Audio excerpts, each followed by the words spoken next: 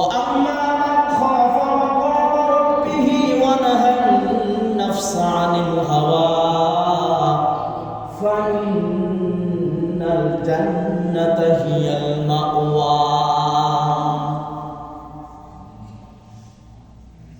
যে ব্যক্তি রবের ভয় করবে, রবের সামনে দণ্ডায়মান হওয়াকে ভয় করবে, যে ব্যক্তি রবের ভয় দিলের মধ্যে নিয়ে চলবে, নামাজের সময় যখন হয়ে যাবে নামাজ না পড়া পর্যন্ত তার দিলের ভিতরে রবের ভয় থাকবে। আবার সামনে যে রমজান আসছে, তার দিলের ভিতরে ভয় থাকবে, যদি রমজান মাসে রোজা করতে না পারে অবশ্যই আমাকে জাহান্নামের আগুনে জ্বলা লাগবে। দুনিয়ার যাবতীয় অন্যায় কাজ করতে তার দিলের ভিতরে ভয় আসবে যে আমি যদি অন্যায় কাজ করি তাহলে কিয়ামতের মাটি জাহান্নামের আগুনে আমি গ্রেফতার হয়ে যাব,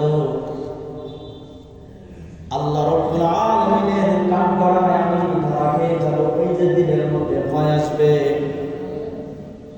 শুধু তাই নয় মুসলমান, আল্লাহ রাব্বুল আলামিন রাতের মধ্যে জানাচ্ছেন ওয়া ইন কানা মিসকালা হাববাতিন মিন খারদালিন আতাইনা বিহা ওয়া কাফা বিনা হাসিবিন।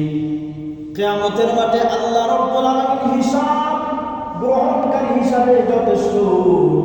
একজন বান্দার দিলের মধ্যে আল্লাহর ভয় যখন আসবে তখন সেই বান্দা ইবাদত করতে তার জন্য আসান হয়ে যাবে, সহজ হয়ে যাবে।